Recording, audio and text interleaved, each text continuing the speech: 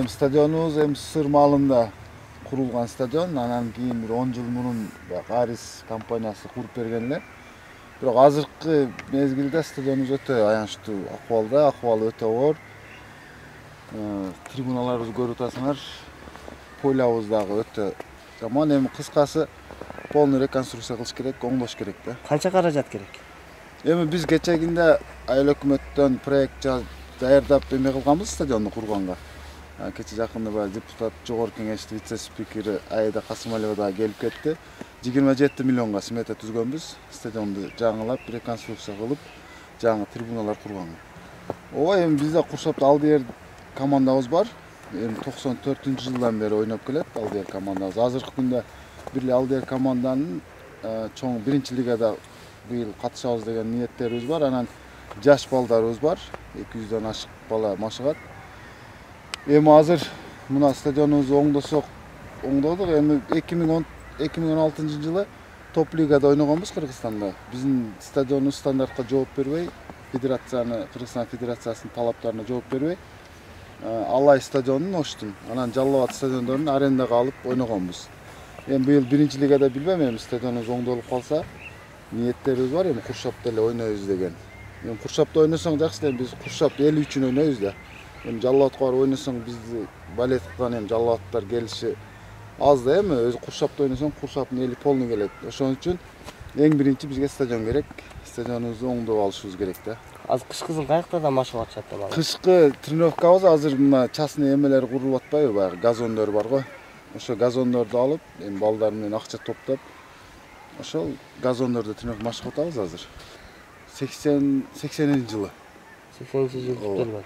Ошондон бери ремонт көрдүк. Жок, ремонт болгон, айттым го. 10 жыл мурун Арис ремонт кылды, мына трибуналарды кырып берген. Анан берге раздевалка курду эле.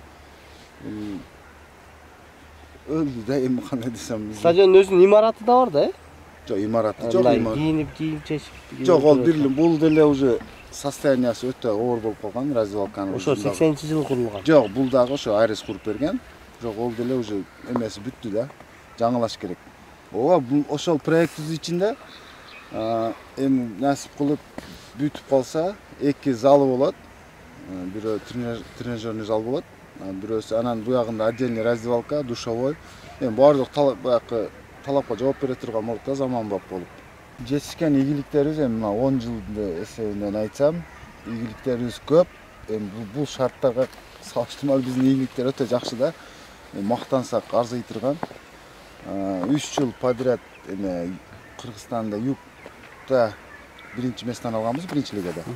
Анан 2013-жылы Кыргызстан боюнча биринчи лигалар боюнча абсолюттук чемпион болдук. Анан 2014-2016-жылдары Кыргызстан топ лигасына катыштык.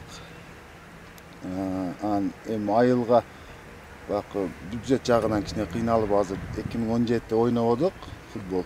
Бирок азыр жетишкендер дагы 2 балабыз жаш балдар, 2003-2004-жылкы балдарыбыз академияда окуп атат.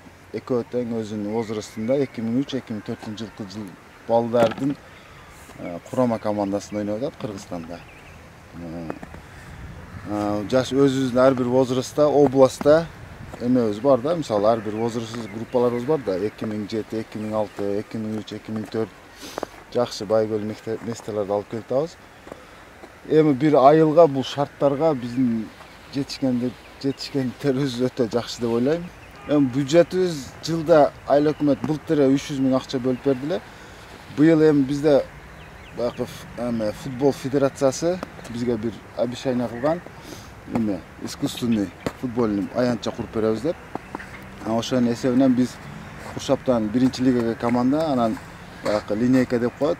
U13, U14, U15, U17 деп 4-5 команда коюшубуз керек балдардан.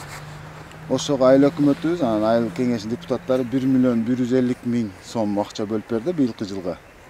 Эми аракет кылабыз ошол жакшы ийгиликтерге жетишип, биринчи местени алганга.